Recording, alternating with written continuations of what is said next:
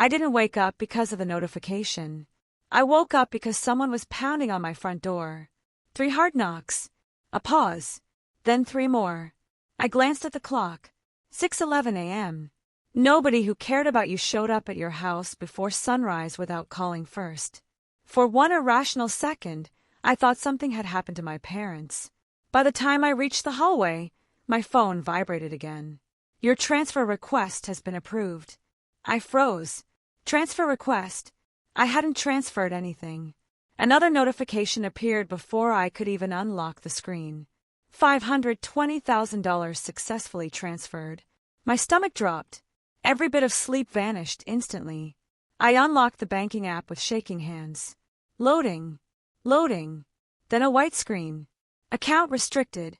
Underneath, in red letters, please contact your branch immediately. Another knock echoed through the house. Louder this time. Arabella! I recognized my mother's voice immediately.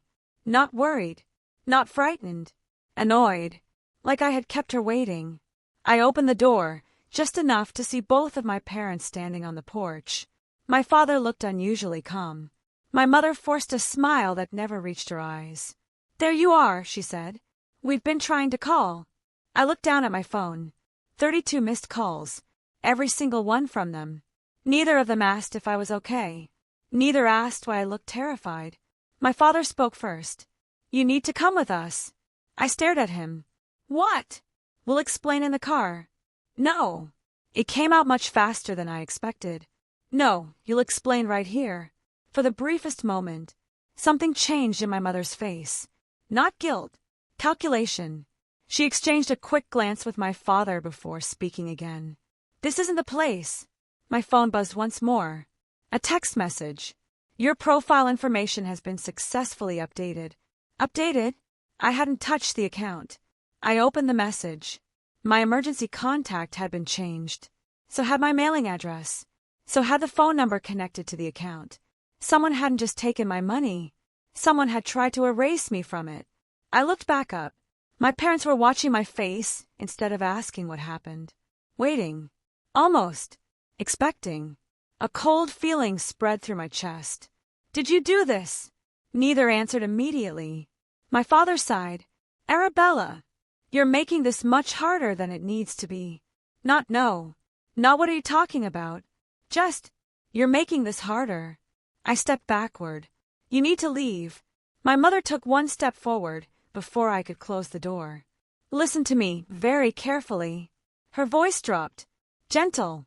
Controlled. The same voice she'd always used whenever she wanted strangers to believe she was the reasonable one. This morning is going to feel overwhelming, but everything we've done was for your own protection. Protection. The word hit harder than the missing money, because nobody says protection unless they believe they already have control. I shut the door in their faces, immediately locked it, then leaned against it while my heartbeat pounded inside my ears.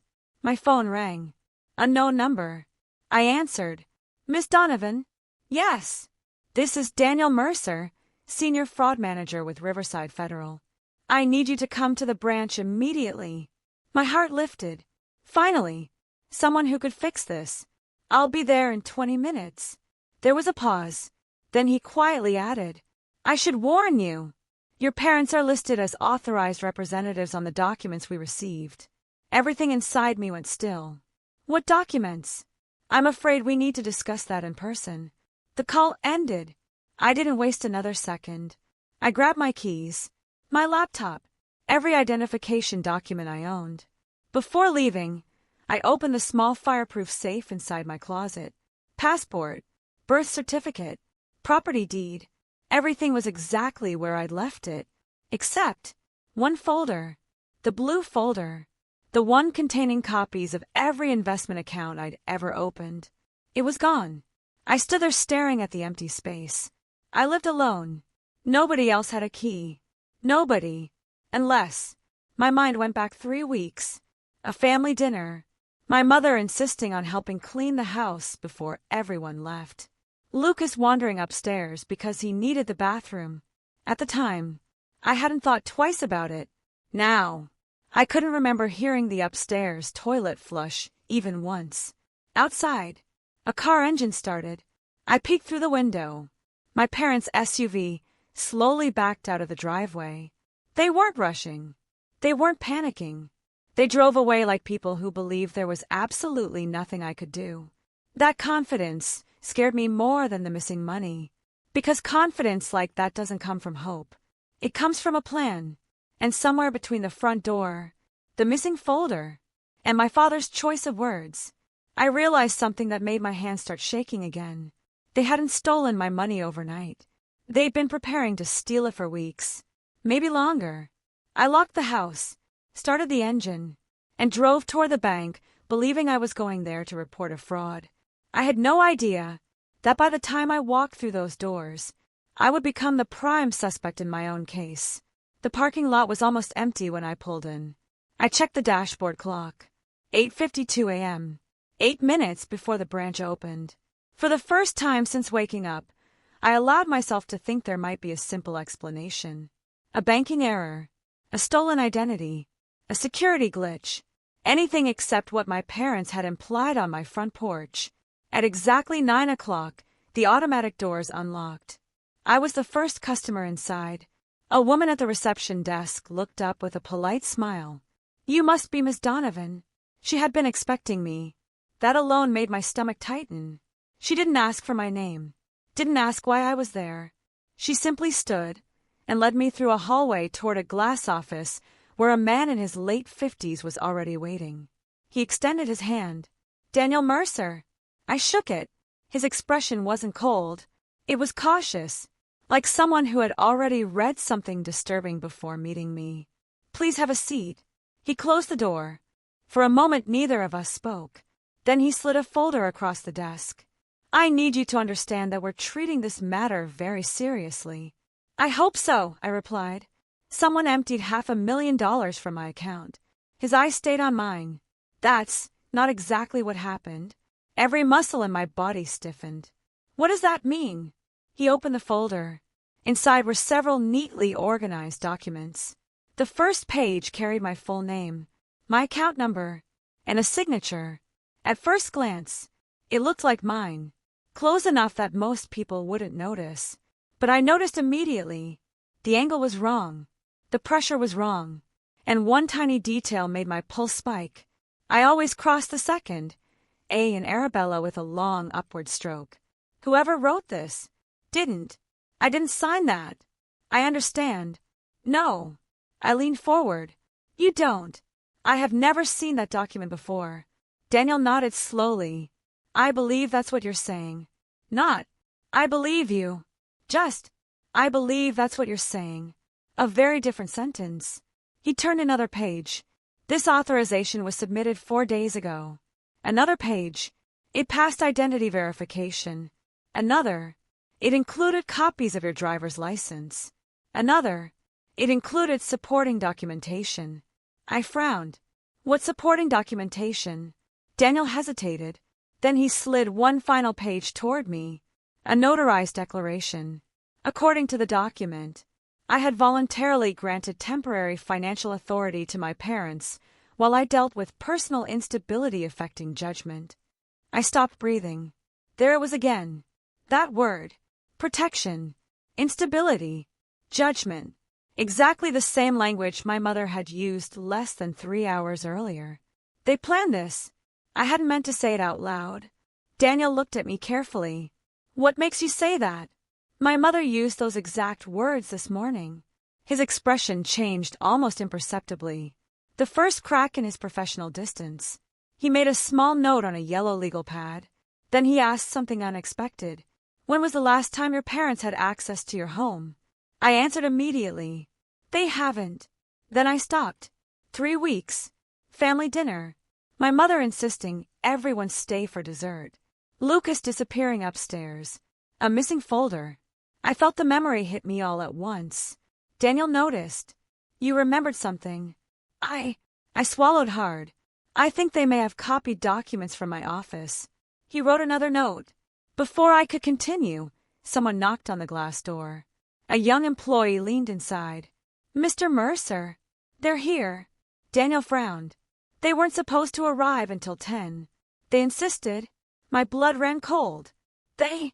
The employee looked at me, then back at Daniel. Her parents. Silence filled the room. Daniel slowly closed the folder. Please stay here.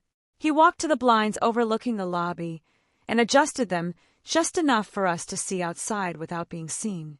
My parents entered together. Nita looked nervous. My mother smiled warmly at every employee she passed. My father shook hands with one of the tellers, like they belonged there, like this was just another Tuesday morning. Then my mother reached into her purse and placed another envelope on the counter. Daniel's face hardened. What is that? The teller accepted it without hesitation. She disappeared into the back office. I looked at Daniel. What was in that envelope? He didn't answer immediately. Instead, he quietly picked up the office phone. Don't process anything they brought. A pause. Then his expression changed completely. What do you mean it already has? He slowly lowered the receiver. For the first time since I had met him, he looked genuinely alarmed. He turned toward me. Miss Donovan, I think your parents just submitted a second authorization. My heart slammed against my ribs. A second authorization? He nodded once. His next words made the room feel suddenly much smaller. If I'm right, they're not finished taking things from you. For a moment, neither of us moved. Neither of us spoke. Daniel was already on his feet. I'll be right back.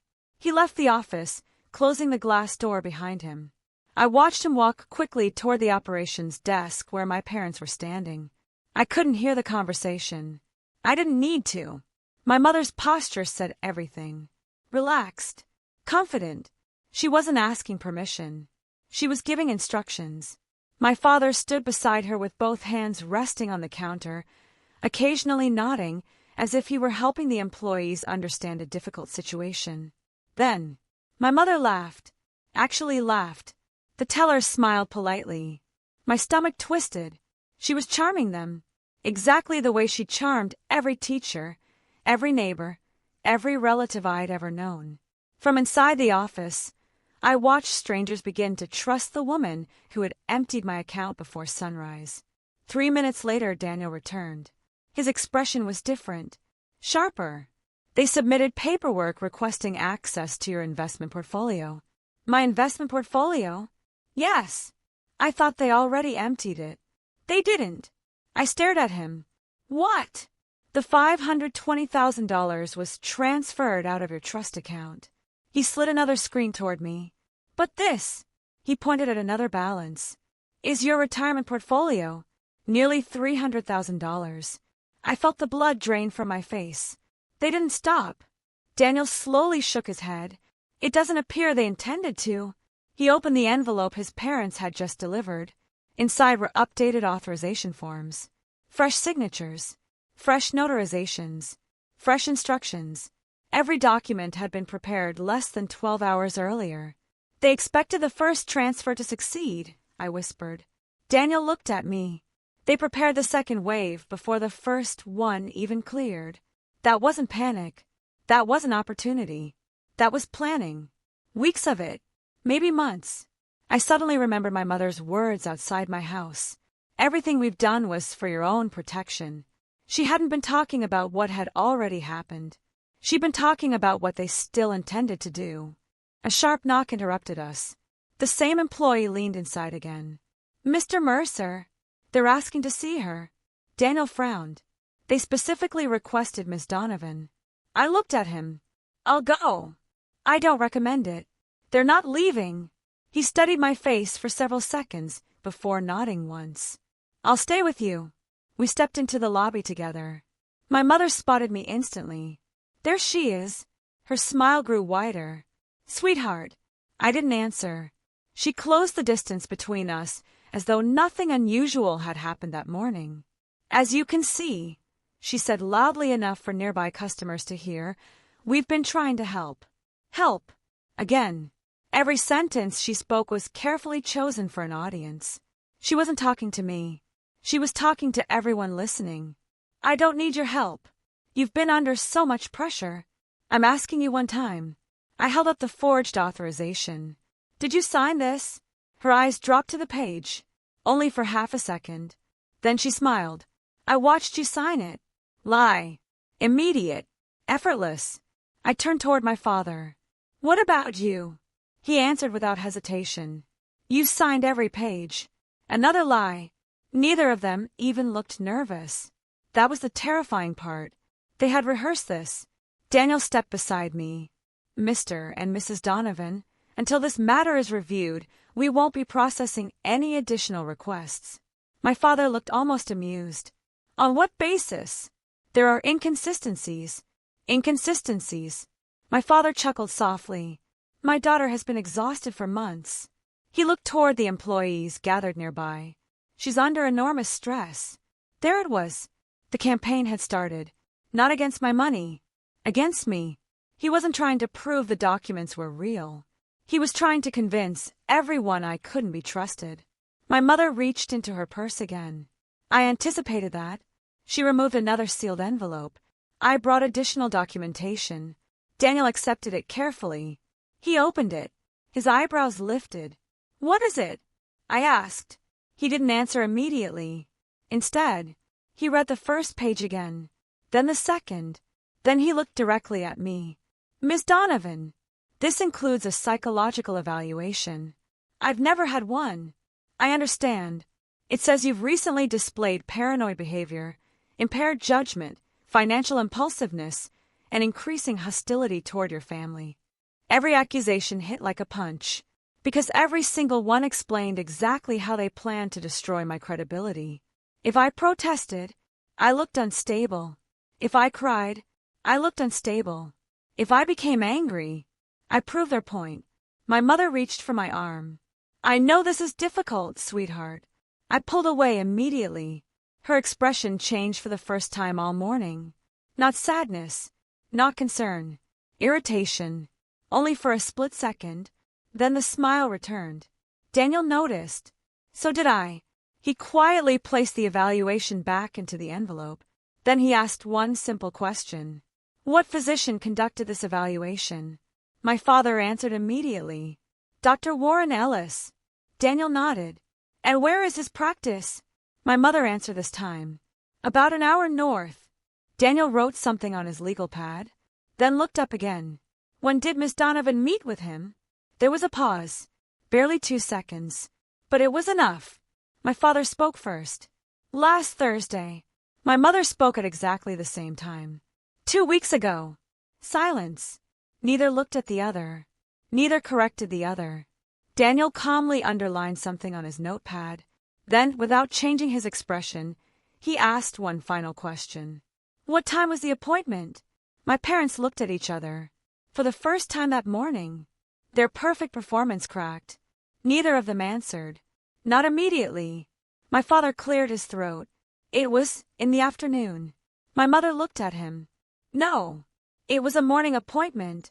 Another silence. Daniel didn't react. He simply wrote another line on his legal pad. My parents realized too late what had happened. It wasn't about the appointment. It was about the contradiction. For the first time since they walked into the bank, they had stopped telling the same story. My mother recovered first. We've both been under tremendous stress. She laughed softly, almost embarrassed. You know how memories work. Daniel smiled politely. I do. Then he closed the folder. Thank you. That was all. No argument. No accusation. Nothing. My father looked almost relieved. Are we finished? For now. The words sounded harmless, but something in Daniel's tone made me realize he had already moved on to another thought. My parents hadn't noticed. They believed they'd survive the questioning. My mother turned toward me one last time. You don't have to fight us, Arabella. We're still your family. I met her eyes. My family doesn't forge my signature. The smile disappeared, only for a second. Then she leaned closer. Her voice dropped, so only I could hear. You still think this is about a signature? Before I could respond, she walked away. My father followed her. Neither looked back. The lobby doors closed behind them. I stood frozen. Daniel was already watching through the glass until their SUV disappeared from the parking lot. Then he spoke. Come with me. Back inside his office, he locked the door. Not closed. Locked. That tiny sound made my heartbeat quicken. He sat down without opening the folder. Instead, he turned his monitor toward me. I want to show you something. He opened the account activity, the transfer, the authorization, the profile changes, then another tab, internal access logs. Rows of timestamps filled the screen. Look at these. I leaned closer. 3 employees had accessed my account within the last 4 days. One had reviewed identification documents. Another had approved the authorization. The third had processed the transfer. Is that normal? It can be. But something caught my attention. He clicked one employee's profile. This authorization was approved only 11 minutes after it was submitted. So, he looked at me. Our internal policy requires enhanced verification on transfers over $100,000. I frowned. How long does that usually take? Hours. Sometimes longer, depending on the documentation. I stared at the screen. So someone rushed it. Exactly. Another knot formed in my stomach. My parents couldn't do that.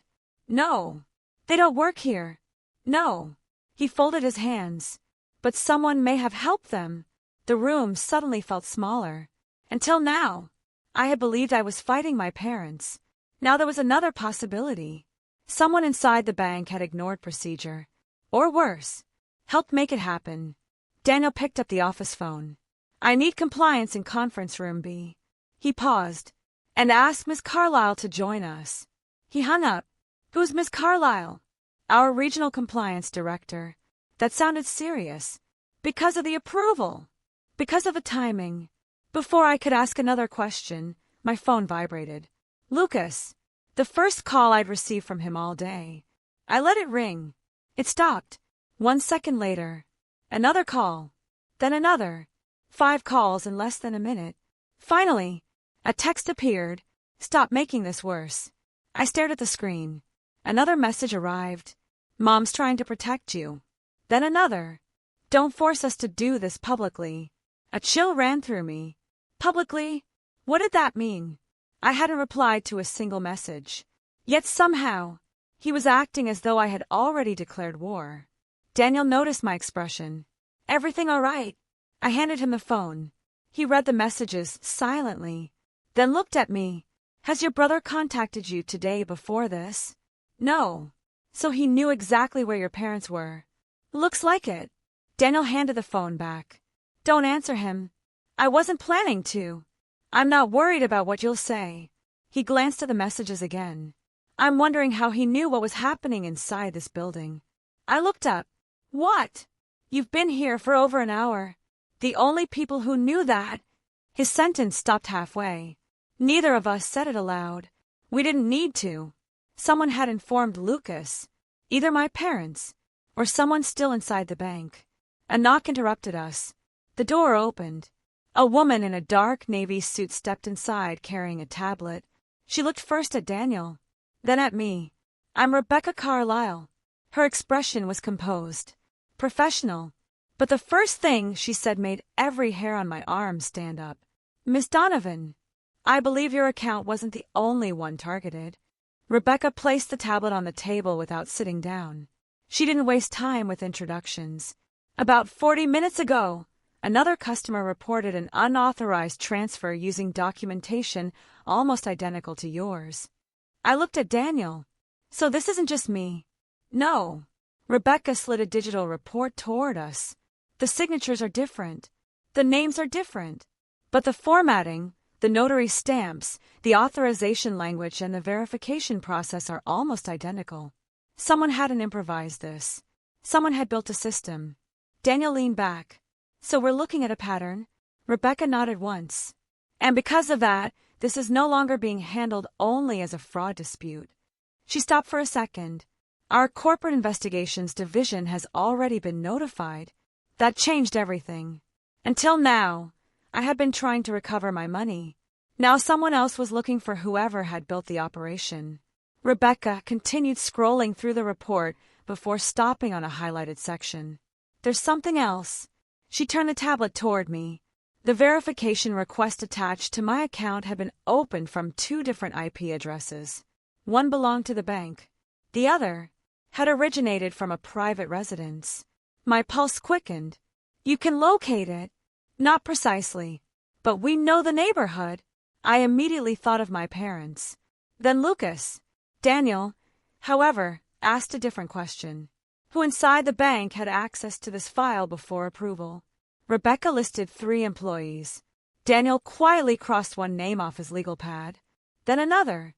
Only one remained. He circled it. Neither of them explained why. That silence was somehow worse than any answer. Before I could ask, my phone vibrated again. This time it wasn't Lucas. It was my supervisor. I answered. Arabella. His voice sounded uncomfortable. I need to ask you something. A knot formed in my stomach. What happened? I've received 2 phone calls this morning. I closed my eyes. Of course. They said you're experiencing a serious mental health episode. Daniel immediately looked at me. I put the phone on speaker. They're asking whether you're safe to continue handling financial records at work. For a second I couldn't speak. They weren't satisfied with stealing my money. Now they wanted my career. I've worked there for 11 years. I know. They said you're under investigation. I know. They asked whether we'd be placing you on leave. The room fell silent. My supervisor sighed. I didn't believe them. Relief washed over me for exactly 1 second. Then he continued, but Human Resources now has to document the complaint. There it was. Another consequence. Another delay. Another humiliation. They're forcing everyone around me to question me. No, he replied quietly. They're trying to isolate you. The call ended. Rebecca slowly folded her hands. Your parents are escalating. Daniel looked at me. They're no longer trying to win. They're trying to exhaust you. That sentence stayed with me, because it explained everything. The repeated phone calls, the psychological evaluation, the emergency contact changes, the pressure on my employer.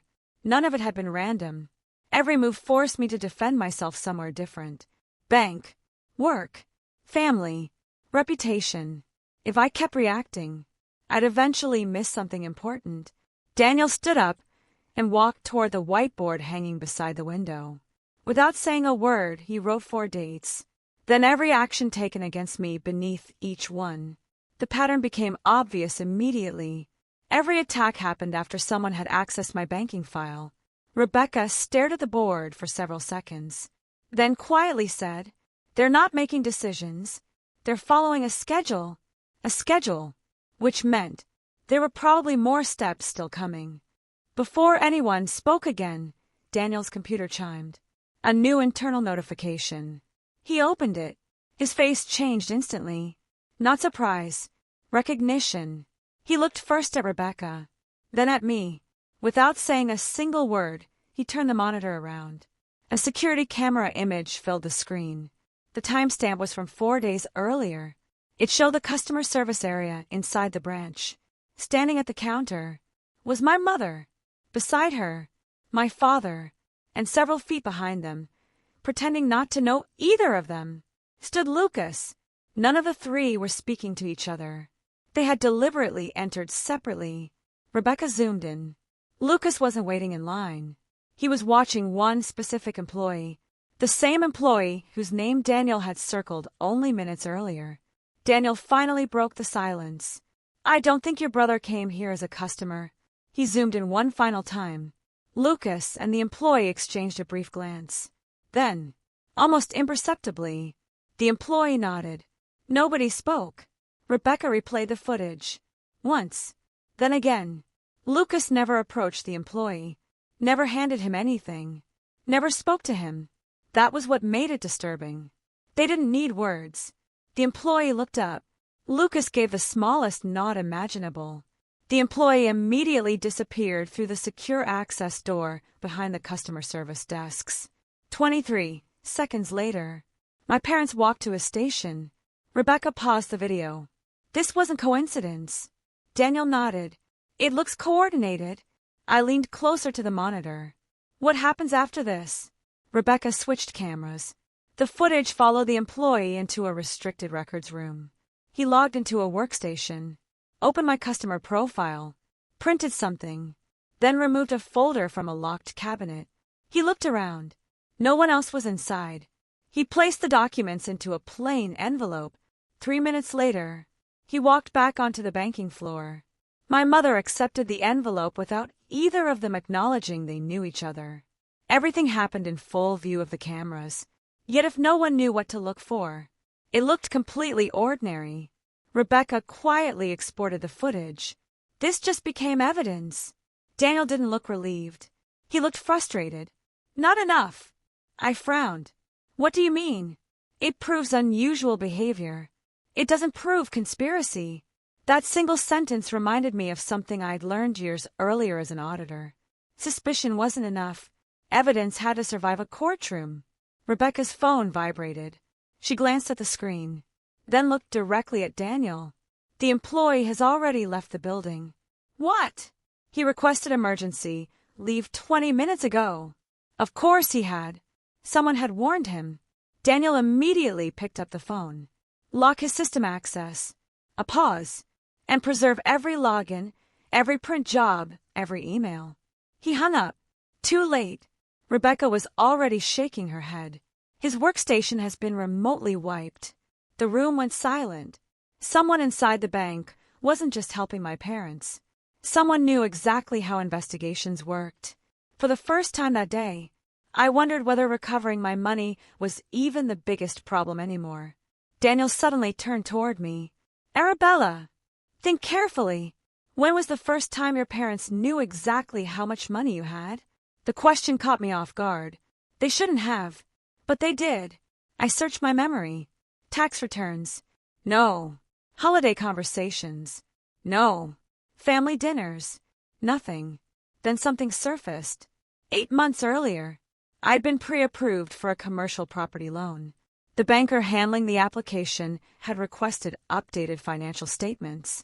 I hadn't wanted the family involved, but my mother had unexpectedly stopped by my house that evening carrying dinner.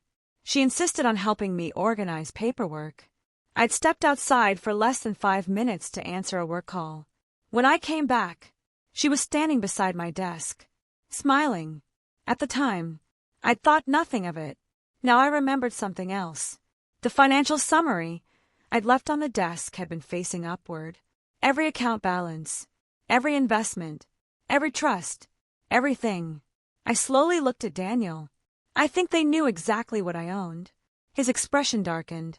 So they didn't choose the amount. They chose you. Before I could process that thought, Rebecca received another notification. She opened it, read one line, then immediately stood. They've done it again. What now? She turned the tablet toward us. Another customer, another fraudulent authorization. Submitted less than 15 minutes earlier. Different branch. Same formatting. Same language. Same notary. The scheme was still running. Right now. Daniel grabbed his jacket. I'm calling federal investigators. Rebecca nodded. I already did. She looked at me for a long second. They'll want to interview you. Why me? Because your case is no longer just evidence. She paused. It's the first one that started falling apart. That should have made me feel hopeful. Instead, it terrified me. If the people behind this operation realized I was the reason investigators were getting closer, they weren't going to stop with forged signatures. My phone buzzed again. Unknown number. I ignored it. It rang again. Then again. Finally, a voicemail notification appeared. No message. Just 6 seconds of recorded silence. Daniel noticed. Play it. I did. Nothing. At first. Then, right before the recording ended, a door closed somewhere in the background, and a familiar voice whispered only 4 words. She knows too much. Every hair on my arm stood up, because I recognized the voice immediately. It wasn't my father. It wasn't my mother. It wasn't Lucas. It belonged to someone. Inside the bank, the office fell completely silent. Rebecca replayed the voicemail 3 more times. The same 4 words. The same voice. The same door closing in the background. Daniel unplugged my phone from the speaker. Don't answer any unknown numbers from now on. He immediately forwarded the recording to the bank's security department. I expected panic. Instead, Rebecca opened another screen. Let's identify who knew you were here today. A list appeared. Branch employees, security officers, managers, compliance. Only 12 names. Daniel crossed out 3 immediately. They weren't in the building. Then another 2. They arrived after the voicemail. 7 remained. Rebecca highlighted one of them. The employee Lucas had acknowledged in the lobby. His workstation had already been disabled. His badge had already been deactivated. But his personnel file contained something neither of them expected. Daniel frowned. He was hired 11 months ago. Rebecca kept reading. No previous banking experience. Another line. He was personally recommended by an outside reference. My heartbeat quickened. Who? Rebecca opened the attachment. No one spoke. The recommendation letter wasn't signed by another banker. It wasn't signed by a manager. It wasn't even signed by a customer. It carried the name of a local business owner. Lucas Donovan. I stared at the screen. My brother hadn't simply known someone inside the bank. He had helped put him there. Daniel slowly leaned back in his chair. This operation didn't begin 4 days ago. Rebecca nodded. It began almost a year ago. Everything suddenly made sense. The family dinners. The questions about my investments. Lucas pretending to be interested in banking. My mother casually asking whether I still kept paper statements. None of it had been random. They hadn't seen an opportunity. They had built one. Rebecca's phone rang. She answered, listened for less than 30 seconds, then hung up. They've located him. The employee? She nodded. He never went home. He drove straight to a storage facility. Daniel grabbed his jacket again. For documents? Rebecca shook her head. We don't know yet. A second later her phone vibrated once more. She looked down, then looked directly at me. He isn't there anymore. He left. 8 minutes before investigators arrived. Someone had warned him. Again. Which meant there was still another leak. Not just one. At least 2. The realization hit all 3 of us at the same time. Daniel quietly closed the office blinds. They're watching our investigation. No one argued. Because they were. Every time we got closer, someone disappeared. Someone destroyed evidence. Someone moved first. For the first time all day, I felt something I hadn't allowed myself to feel. Fear. Real fear. Not for the money. For myself. If they were willing to forge documents, manipulate a bank, attack my reputation, plant someone inside the institution, how far would they go if everything started collapsing? My phone lit up again. This time, it wasn't an unknown number. It was a family group chat I hadn't opened in months. 43 unread messages. My mother had already started posting. Please pray for Arabella. She's having another episode. We're doing everything we can to protect her. Relatives I'd barely spoken to in years were responding. Stay strong. You're wonderful parents. We'll support whatever decision you have to make. Then I saw it. A photograph. My stomach turned. It was a picture of me walking into the bank that morning. Taken from across the parking lot. Zoomed in. I looked exhausted. Distraught. Perfectly matching the story they were telling. Someone had been outside. Watching me. Waiting for me to arrive. I slowly looked at Daniel. I wasn't just followed. I was expected. Rebecca took the phone from my hands. She enlarged the image. Then zoomed into the reflection on the driver's side window of the car parked beside mine. A face appeared, blurred, but recognizable enough. Rebecca's expression changed instantly. She looked at Daniel, then back at me. Without saying a word, she rotated the screen toward us. Standing behind the camera wasn't my brother. It wasn't my father. It wasn't my mother. It was someone wearing a Riverside Federal employee badge. Rebecca never took us to conference room 1. Halfway down the hallway, she stopped, then turned toward another set of elevators. Daniel looked confused. Where are we going? She answered without slowing down. They changed the location. That wasn't normal. When the elevator doors opened, 2 federal agents were already waiting. Neither of them spoke. One simply held the conference room door open.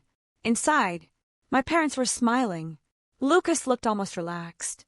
The fraud analyst sat beside their attorney. The moment my mother saw me, she smiled with the same expression she'd worn my entire childhood whenever she believed she'd already won. My stomach tightened. Rebecca didn't sit down. Neither did Daniel. One of the investigators slid a thick envelope across the table. Toward me. I opened it. My heart stopped. Another authorization. Another transfer request. This one wasn't for the original $520,000. It transferred everything else. Every remaining investment. Every retirement account. Every brokerage position. Every asset still under my name. Attached was a statement claiming I'd attempted to conceal funds after the first investigation began. For the first time since walking into the bank, I felt genuine panic. If they accepted this, they would finish what they had started. Across the table, my father finally spoke. We warned you this would happen. No one interrupted him. He mistook the silence for confidence. You've become unstable. You've embarrassed this family. We're simply protecting what's left. Even one of the federal agents continued reading the file. No one reacted. For several endless seconds, I honestly believed they had found a way to win again. Rebecca finally looked up. Are you finished? My father smiled. I believe so. She nodded once. Good. She connected her tablet to the room's projector. The lights dimmed. A security recording appeared. Not one camera. 4. Running simultaneously. The room became silent. The first screen showed Lucas entering the branch. The second showed the fraud analyst leaving his desk. The third showed my parents waiting separately in the lobby. The fourth showed the restricted records room. Nobody explained anything. Nobody narrated. The footage spoke for itself. Lucas handed over a sealed envelope. The fraud analyst accepted it.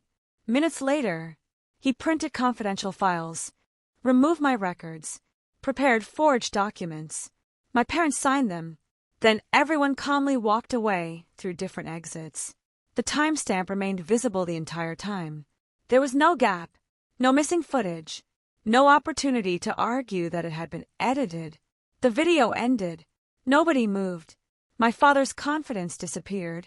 Lucas looked toward the fraud analyst. The fraud analyst stared at the table. My mother whispered, "This wasn't supposed to exist." Rebecca answered quietly, "It wasn't." She placed another folder beside the monitor. This copy came from the disaster recovery server. Daniel slowly opened it. Inside were the payment records. Every monthly transfer. Every shell company. Every invoice. Every dollar Lucas had sent to the fraud analyst over the previous 11 months. The investigator didn't ask a single question. He simply pushed the folder toward Lucas. Lucas looked at the first page, then the second, then he looked at my father. "You told me those payments couldn't be traced."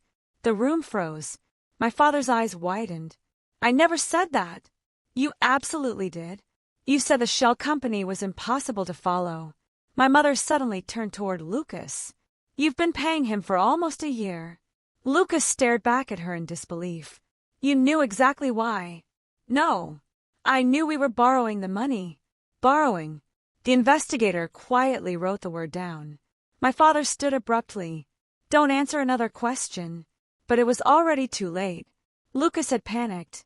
"So this is all my fault now." He laughed. A nervous, broken laugh.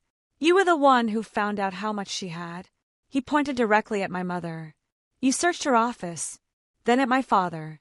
You told me she'd never report us because family always forgives." His father didn't answer. Lucas kept going. "You forged the first signature." Another silence. Then my mother spoke without thinking. "You traced it." Everyone looked at her. She covered her mouth. Too late. She had just admitted the signature had been copied. Nobody had asked how it had been created. Rebecca slowly closed the folder. "Thank you." One by one, the lies they protected for almost a year collapsed without anyone accusing them. They destroyed themselves. The federal agents finally stood. This time there were no speeches, no dramatic announcements, only handcuffs. Lucas tried looking at me. Not for forgiveness, for help. I didn't move. My mother began crying. Real tears. Not because she regretted stealing from me. Because she had finally understood she couldn't manipulate anyone else in the room. As they were escorted toward the door, Daniel remained beside me. I kept staring at the empty chair where my father had been sitting. Daniel quietly broke the silence. Your grandfather didn't leave you $520,000. I looked at him. He left you something much more valuable. What? He looked through the glass wall at the investigators, carrying away every box of evidence. Proof. The trial lasted less than a year. The fraud analyst accepted a plea agreement. His testimony connected every forged document, every payment, and every transfer directly to my parents and Lucas. Every dollar was recovered. The bank restored every account. New verification procedures were implemented because of my case. People sometimes ask if watching my family lose everything felt like revenge. It didn't. Revenge would have been making them suffer the way they made me suffer. I never had to. The truth did it for me. My parents believed one forged signature would steal my future. Instead, it became the signature that destroyed every lie they had spent a lifetime building.